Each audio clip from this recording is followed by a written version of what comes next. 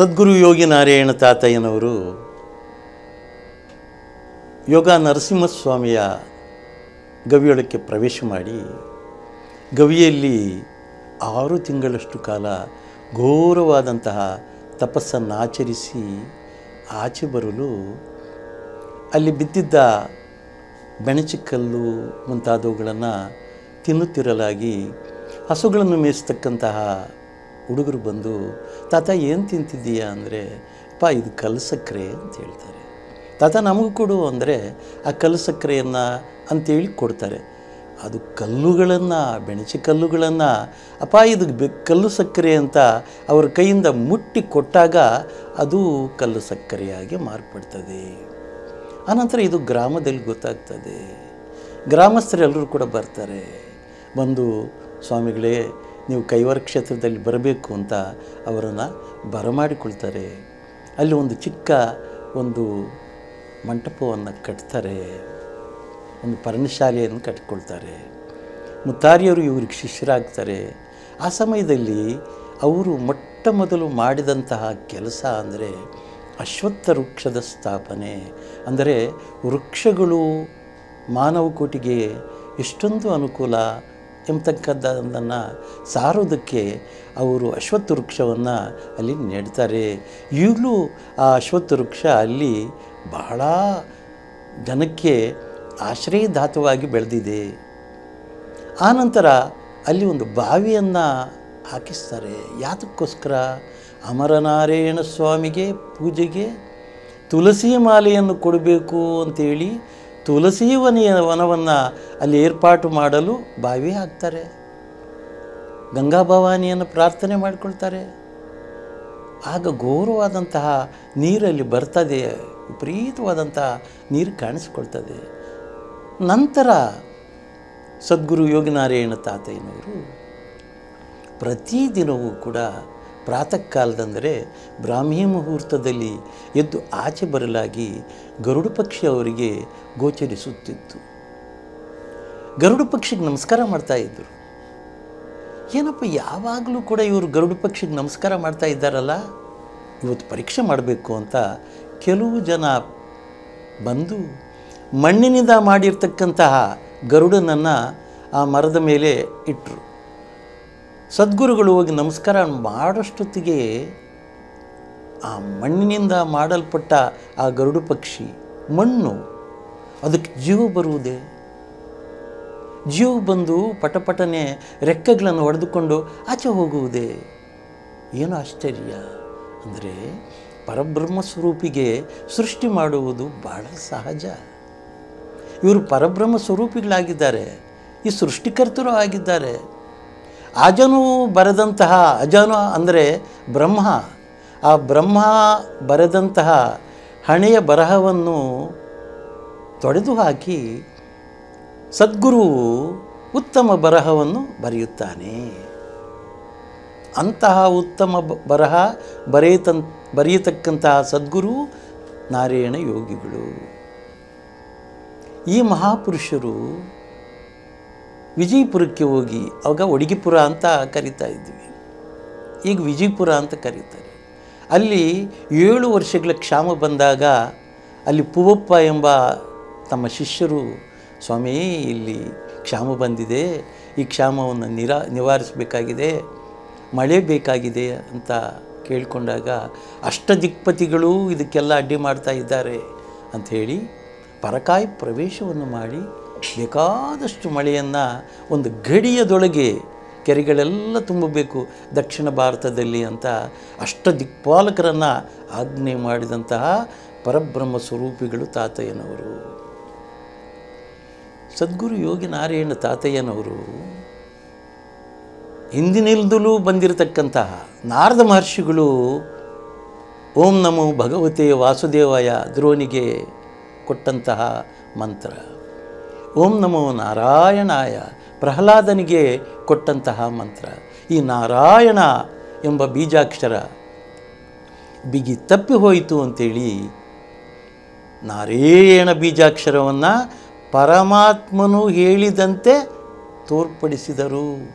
ಪರಮಾತ್ಮನೇ ಬಂದು ನಾರಾಯಣ ಎಂದರೆ ಬಿಗಿತಪ್ಪಿ ಹೋಯಿತು, ನಾರಾಯಣ ಎಂದರೆ ಬೀಜಾಕ್ಷರವಾಯಿತು ಅಂತ ಹೇಳಪ್ಪ ಅಂತ ಹೇಳಿದಾಗ ಸದ್ಗುರು ಯೋಗಿನಾರಾಯಣ ತಾತಯ್ಯನವರು ನಾರಾಯಣ ಬೀಜಾಕ್ಷರವನ್ನು ನಮಗೆಲ್ಲ ಕೂಡ ನೀಡಿದ್ದಾರೆ. ಕಲಿಯುಗದಲ್ಲಿ ಬೀಜಾಕ್ಷರವನ್ನು ನೀಡಿದ ಮಹಾನ್ ಗುರುಗಳು ಸದ್ಗುರುಗಳು ವರಕವೀಶ್ವರರು ಸದ್ಗುರು ಯೋಗಿನಾರಾಯಣ ತಾತಯ್ಯನವರು. ಈ ಸದ್ಗುರು ಯೋಗಿನಾರಾಯಣ ತಾತಯ್ಯನವರು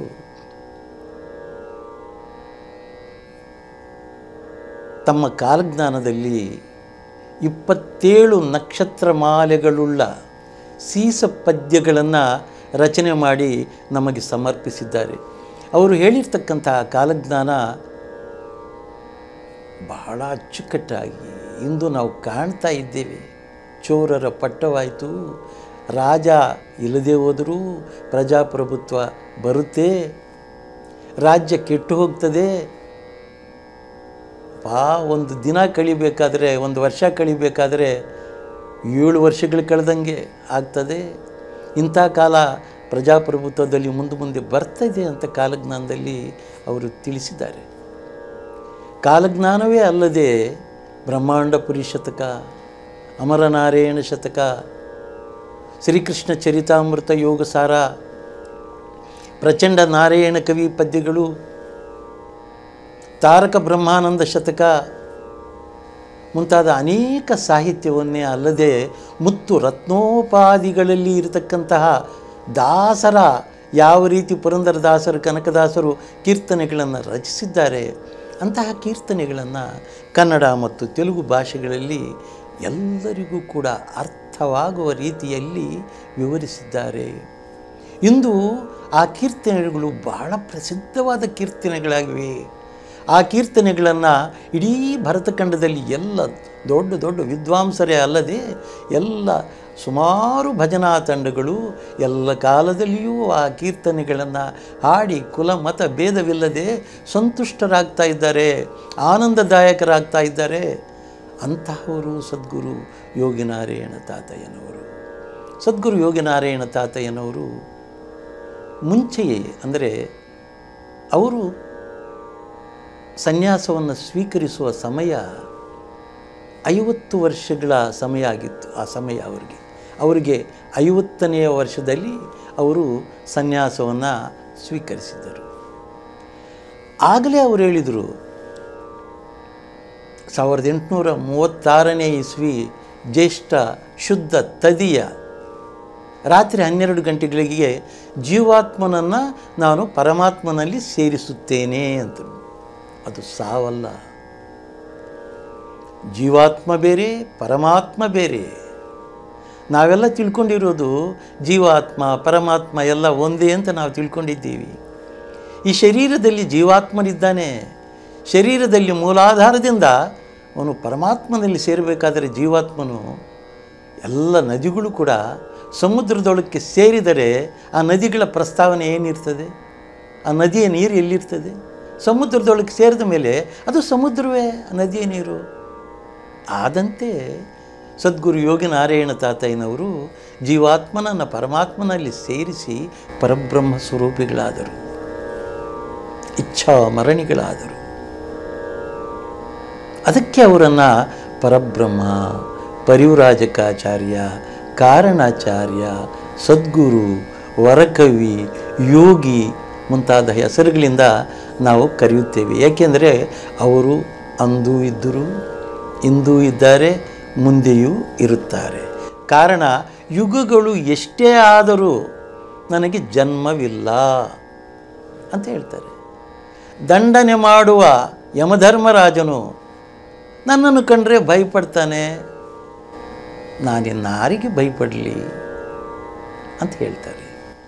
ಎಲ್ಲ ಕೊದವೆಗಳು ತೀರಿದವು, ಇದೇ ನನ್ನ ಕೊನೆಯ ಜನ್ಮ ಅಂತ ಹೇಳ್ತಾರೆ.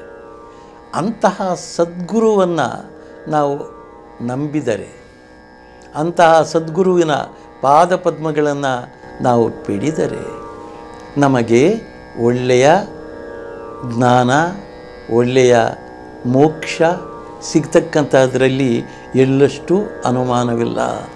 ಸದ್ಗುರುವಿನ ಕೃಪೆ ಆಗಬೇಕು ಅಂದರೆ ಮನಸ್ಸು ಪರಿಪಕ್ವವಾಗಿ ನಿಲ್ಲಬೇಕಾಗ್ತದೆ ಸದ್ಗುರುವಿನ ಪಾದಪದ್ಮಗಳಲ್ಲಿ.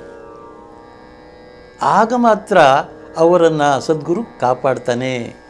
ಅಂತಹ ಸದ್ಗುರು ಶ್ರೀ ಯೋಗಿನಾರಾಯಣ ತಾತಯ್ಯನವರು. ಇಂತಹ ತಾತಯ್ಯನವರು ಶ್ರೀ ಕ್ಷೇತ್ರ ಕೈವಾರದಲ್ಲಿ ಅವರು ಈಗಲೂ ಇದ್ದಾರೆ, ಮುಂದೆಯೂ ಇರ್ತಾರೆ, ಎಂದೆಂದಿಗೂ ಅವರು ಇರ್ತಾರೆ. ಅವರ ಹೆಸರಿನಲ್ಲಿ ಅನೇಕ ವಿಧವಾದಂತಹ ಪುಣ್ಯ ಕಾರ್ಯಗಳು ನಡೀತಾ ಇರ್ತದೆ. ತಾವು ನೋಡ್ಬೋದು, ಗುರುಪೂರ್ಣಿಮಾ ಸಂಗೀತೋತ್ಸವ, ದೇಶ ವಿದೇಶಗಳಲ್ಲಿ ವಿಖ್ಯಾತರಾಗಿರ್ತಕ್ಕಂತಹ ಸಂಗೀತ ವಿದ್ವಾಂಸರು ಅಲ್ಲಿಗೆ ಬಂದು ಅವರಿಗೆ ತಮ್ಮ ಸಂಗೀತ ಸೇವೆಯನ್ನು, ಅವರು ರಚಿಸಿರ್ತಕ್ಕಂಥ ನಾಮ ಸಂಕೀರ್ತನೆಗಳನ್ನು, ಕೀರ್ತನೆಗಳನ್ನು ಎಲ್ಲವನ್ನೂ ಕೂಡ ಅವರಿಗೆ ಸಮರ್ಪಣೆ ಮಾಡ್ತಾರೆ. ಪಿಟೀಲು ವಾದಕರು, ಮೃದಂಗ ವಾದಕರು, ಕಂಜರ ವಾದಕರು, ವೀಣಾ ವಾದಕರು, ಪಿಟೀಲು ವಾದಕರು ಎಲ್ಲರೂ ಬರ್ತಾರೆ. ಅಷ್ಟೇ ಅಲ್ಲದೆ ಸುಮಾರು ಸಾವಿರಾರು ಭಜನಾ ತಂಡಗಳು ಬಂದು ಸದ್ಗುರುಗಳ ಪಾದಪದ್ಮಗಳಿಗೆ ಆ 72 ಗಂಟೆಗಳ ಕಾಲ ನಡೀತಕ್ಕಂಥ ಗುರುಪೂಜಾ ಸಂಗೀತೋತ್ಸವದಲ್ಲಿ ಅವರು ತಮ್ಮ ಸೇವೆಯನ್ನು ಸದ್ಗುರುಗಳ ಪಾದಪದ್ಮಗಳಿಗೆ ಸಮರ್ಪಣೆ ಮಾಡ್ತಾರೆ. ಅಷ್ಟೇ ಅಲ್ಲದೆ ಆ ಒಂದು ಕೈವಾರ ಕ್ಷೇತ್ರದಲ್ಲಿ ಪ್ರತಿದಿನವೂ ಕೂಡ ಸಾವಿರಾರು ಮಂದಿ ಉಚಿತ ಊಟೋಪಾಸನೆಗಳ ನಡೀತಕ್ಕಂಥ ಕ್ಷೇತ್ರವಾಗಿದೆ. ಎಲ್ಲರೂ ಬರ್ತಾರೆ, ಆನಂದದಾಯಕವಾಗಿ ಆ ನಾದಸುಧಾರಸ ವೇದಿಕೆಯಲ್ಲಿ ಸಂಗೀತ ಕಾರ್ಯಕ್ರಮಗಳು ಪ್ರತಿನಿತ್ಯವೂ ನಡೀತಾನೇ ಇರ್ತದೆ. 24 ಗಂಟೆಗಳು ಕೂಡ. ಆ 24 ಗಂಟೆಗಳಲ್ಲೂ ಕೂಡ ನಾಮ ಸಂಕೀರ್ತನೆಯನ್ನು ಆನಂದದಾಯಕವಾಗಿ ಕೇಳ್ತಾ ಇರ್ತಾರೆ. ಸದ್ಗುರುಗಳು ಹೇಳ್ತಾರೆ, ಅಪ್ಪ ಇದೆಲ್ಲದಕ್ಕೂ ಕಾರಣ ಏನು? ಗುರು ಉಪದೇಶಂ ಬಾಯಗದ, ಸದ್ಗುರು ಉಪದೇಶಂ ಬಾಯಗದ, ಗುರು ಉಪದೇಶಂ ಆತ್ಮ ಪ್ರಕಾಶಂ, ಗುರು ಉಪದೇಶಂ ಆತ್ಮ ಪ್ರಕಾಶಂ, ಲೌಕ್ಯಾಚಾರಂ ಗುರುవుల నమ్మమో, గురు ఉపదేశం బాయగదా, సద్గురు ఉపదేశం ಬಾಯಗದಾ ಅಂಥೇಳಿ ಇದೆಲ್ಲದಕ್ಕೂ ಕಾರಣ ಏನು? ಗುರುವಿನ ಉಪದೇಶವಾದುದರಿಂದ ಆ ಗುರುವು ಪರಮಾತ್ಮನಾಗಿ ಬಂದು ಬಾಲಕ ವೇಷಧಾರಿಯಾಗಿ ಬಂದು ನನಗೆ ನಿನ್ನಲ್ಲೇ ಈಶ್ವರನು ತುಂಬಿ ಇದ್ದಾನೆ, ನಿನ್ನನ್ನು ನೀನು ಅರಿತರೆ ನೀನೇ ಈಶ್ವರನು ಅಂತ ಬೋಧೆ ಮಾಡಿದ ತಕ್ಷಣ ನನಗೆ ಗುರು ಉಪದೇಶವಾಯಿತು. ಅಂತಹ ಗುರು ಉಪದೇಶದಿಂದ ನಾನು ಪುನೀತನಾದೆ. ಅಂತಹ ಸದ್ಗುರುವನ್ನು ನನಗೆ ಸಿಕ್ಕಿರ್ತಕ್ಕಂತಹದ್ದು ಅನೇಕ ಜನ್ಮಗಳ ಪುಣ್ಯ ಫಲದಿಂದ ಪರಮಾತ್ಮನೇ ಬಂದು ನನಗೆ ಗುರು ಉಪದೇಶವನ್ನು ನೀಡಿ ನನ್ನನ್ನು ಆಶೀರ್ವದಿಸಿದ್ದಾನೆ. ಅಂತಹ ಗುರುಗಳ ಪಾದಗಳನ್ನು ನಾವು ಬಿಡಬಾರದು.